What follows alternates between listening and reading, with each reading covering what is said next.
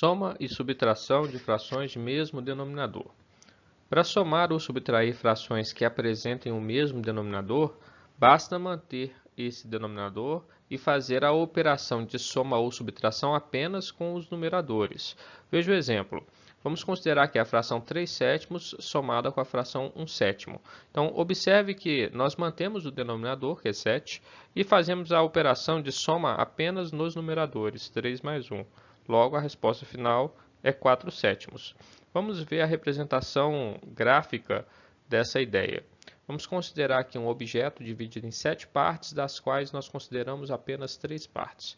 Então, esse objeto aqui é a representação da fração 3/7. Vamos somar isso a um objeto dividido em 7 partes, das quais consideramos apenas uma parte. Isso daqui é a representação do objeto 1/7. Somando os dois, nós vamos obter um objeto que está dividido em 7 partes, porém, nós vamos considerar apenas as partes que já foram dadas anteriormente. Então, vou pegar as 3 partes do primeiro objeto e vou pegar uma parte do segundo objeto. Portanto, agora a resposta final é exatamente 4/7. Vamos ver agora a subtração. Letra B. 3/5 menos 1/5. Mantém o denominador, que é 5, e faz a operação apenas com os numeradores, 3 menos 1. Logo, a resposta final é 2/5. A representação gráfica, desenho, você vai fazer assim, vai considerar primeiro um objeto dividido em 5 partes, das quais você vai considerar 3 partes. E essa daqui é a representação da fração 3/5. E eu devo subtrair aqui a fração 1/5. Então, objeto dividido em 5 partes, e eu estou considerando apenas uma. Isso vai resultar na fração. Vou pegar aqui as 3 partes iniciais e aquela parte do segundo objeto vai ser removida. Portanto, a resposta final é 2/5. Observe que para que isso ocorra, é necessário que as partes sejam todas de mesmo tamanho. Tá? Então, se você só pode utilizar esse artifício se você estiver trabalhando com frações de mesmo denominador. Soma e subtração de frações com denominadores diferentes. Nesse caso, será necessário promover uma nova divisão dos objetos, e essa nova divisão ela é pensada sob uma perspectiva de múltiplos comuns e frações equivalentes. Vamos verificar o exemplo. Nós vamos fazer a soma da fração 2/3 com a fração 1/4. Não podemos agir da mesma maneira que fizemos no slide anterior, porque os denominadores são diferentes. Então, eu vou pensar assim, eu tenho um objeto que está dividido em 3 partes, e das quais eu devo considerar apenas 2. E eu quero somar esse objeto, que é a fração 2/3, com um outro objeto que está dividido em 4 partes, e eu devo considerar apenas uma dessas partes, que seria a fração 1/4. Bom, observe que os tamanhos eles representam porções diferentes. Então, a saída aqui é usar um artifício para tentar voltar para aquela situação de ter mesmo denominador. Isso não é muito complicado. Por quê? Basta você olhar aqui para os denominadores e fazer o seguinte. Quem está aqui no denominador da primeira fração, número 3, você pega ele e multiplica aqui, multiplica o 3 pelo denominador da segunda fração. Depois, de forma contrária, você olha quem está como denominador da segunda fração, número 4. Você pega esse número 4 e multiplica pelo denominador 3 da primeira fração. Fica assim, 2/3, e eu vou multiplicar então pelo denominador da segunda fração, que é 4. Multiplicando em cima e embaixo por 4, eu gero uma fração equivalente à fração 2/3. Nós já estudamos frações equivalentes e eu posso então concluir que o 8/12 representa exatamente a mesma quantidade que 2/3. Do mesmo modo, eu vou fazer com a segunda fração. Ela é 1/4. Eu vou multiplicar o denominador aqui e o numerador pelo denominador da primeira, que é 3. Então, eu vou multiplicar em cima e embaixo por 3. E aí eu vou gerar essa nova fração equivalente, 3/12. Mais uma vez, 3/12 representa a mesma quantidade que 1/4, pois são frações equivalentes. Nós já vimos isso. Então, o fato é que agora eu tenho frações com o mesmo denominador. Então, vou ter que construir aqui um objeto que fique dividido em 12 partes. Então, vou unir os meus dois objetos e vou dividir em 12 partes. Agora sim, as partes representam porções semelhantes. E aí eu estou liberado para prosseguir. Vou colocar então, vou substituir as minhas frações originais pelas frações equivalentes. Vamos fazer essa substituição. Está aqui, 8/12 no lugar de 2/3, e agora eu vou colocar 3/12 no lugar de 1/4. E aí eu vou fazer a soma. A soma agora é direta, porque os denominadores são iguais. E aí eu vou pegar 8 partes referente à primeira fração, no meu todo, e depois vou pegar 3 partes referente à segunda fração. Pronto, agora das 12 partes eu acabei considerando 11, portanto a resposta final é 11/12. Multiplicação de frações. Para promover uma multiplicação entre duas frações, basta multiplicar o numerador da primeira pelo numerador da segunda e depois o denominador da primeira pelo denominador da segunda.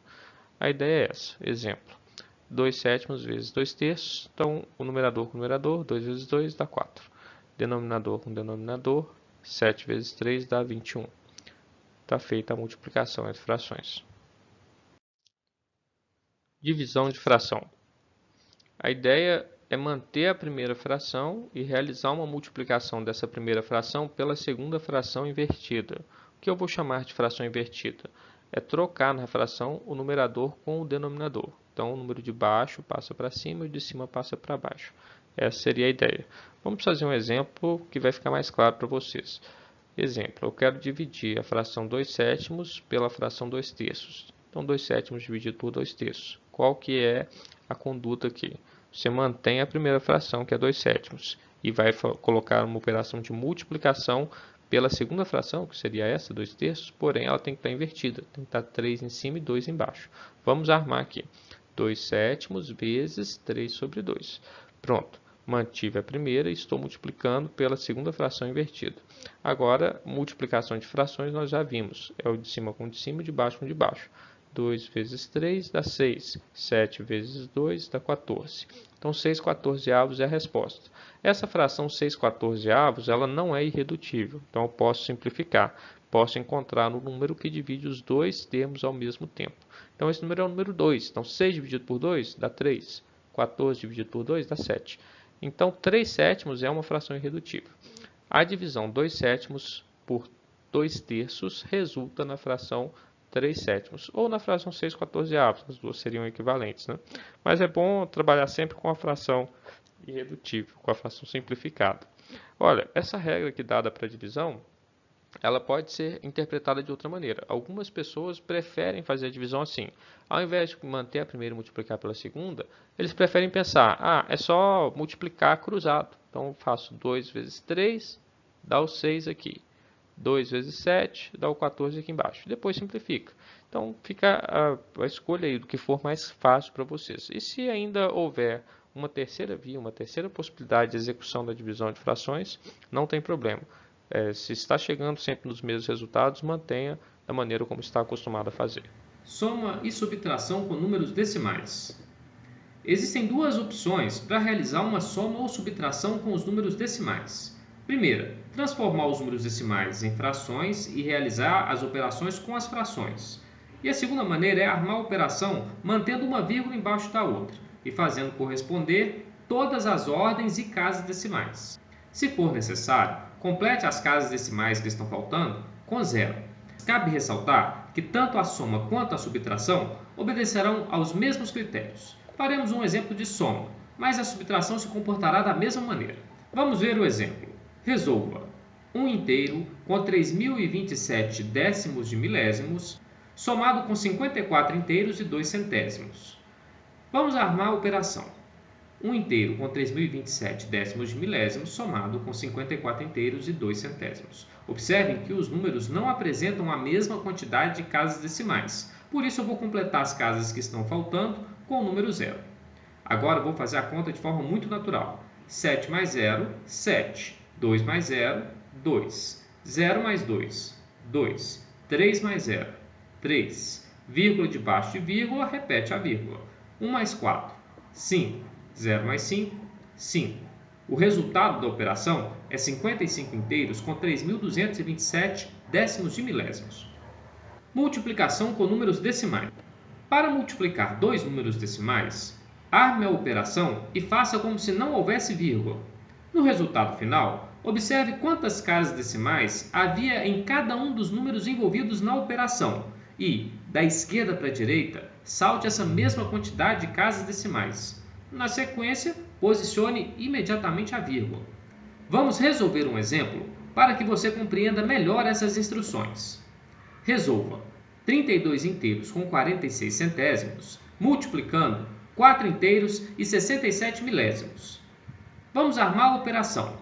O multiplicando será 32 inteiros com 46 centésimos e o multiplicador será 4 inteiros com 67 milésimos. Não importa a ordem, vamos tratar esses números como se as vírgulas não estivessem aí.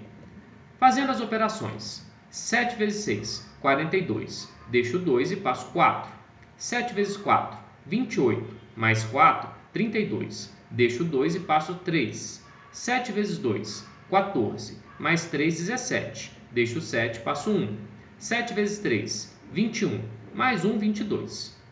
Agora, vamos multiplicar o número 32 inteiros com 46 centésimos por 6. E os resultados obtidos serão somados no valor que nós já encontramos anteriormente. Vamos fazer as multiplicações, mas antes temos que saltar aqui uma casa. Vamos marcar essa casa que será saltada. Agora sim, 6 vezes 6, 36, deixo 6 e passo 3. 6 vezes 4, 24, com mais 3, 27. Deixo aqui 7 e passo 2. 6 vezes 2, 12, mais 2, 14. Deixo 4 e passo 1. 6 vezes 3, 18. Com mais 1, 19. Agora, vamos multiplicar o número 32 inteiros com 46 centésimos por 0. Mas, observe que qualquer número multiplicado por 0 é igual a 0. Por isso, vou saltar duas casas e vou colocar todos os valores iguais a 0. Porque 0 vezes 6 dá 0, 0 vezes 4 dá 0, 0 vezes 2 dá 0 e 0 vezes 3 também dá 0. Para encerrar, multiplicaremos 32 inteiros com 46 centésimos por 4. Vamos saltar 3 casas decimais e vamos proceder com as multiplicações. 4 vezes 6, 24. Deixo 4 e passo 2. 4 vezes 4, 16. Com mais 2, 18. Deixo 8 e passo 1.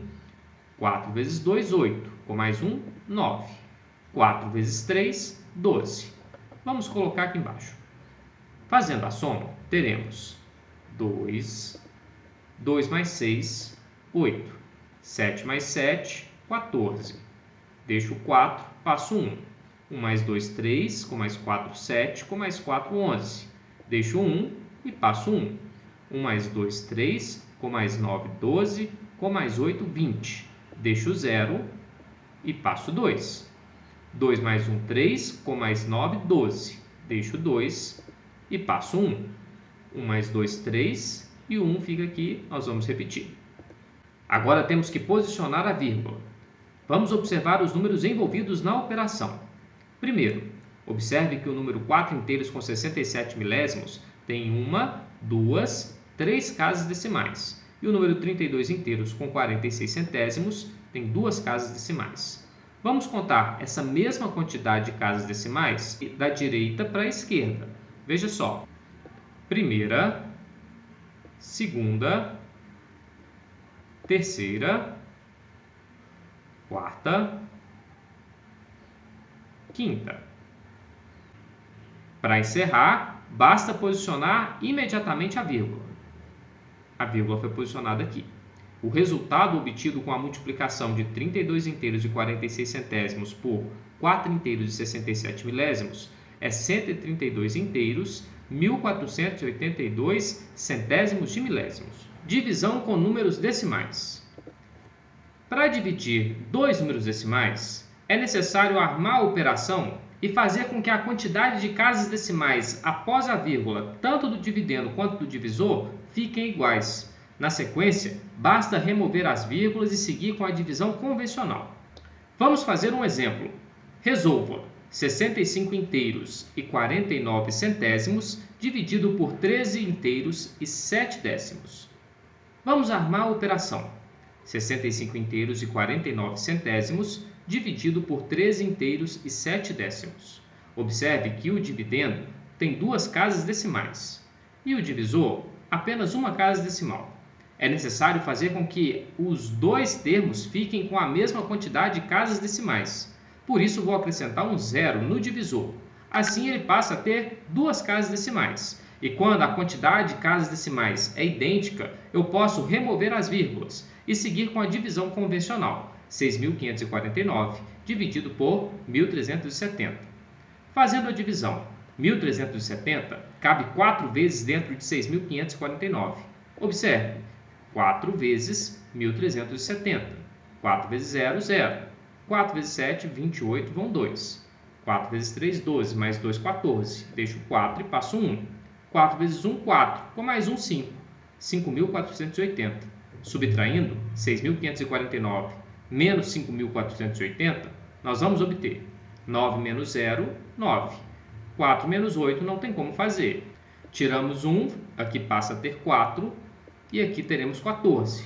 14 menos 8 é 6. 4 menos 4 dá 0, e 6 menos 5 é 1. 1.069. É possível continuar com a conta, porém 1.069 é menor do que 1.370.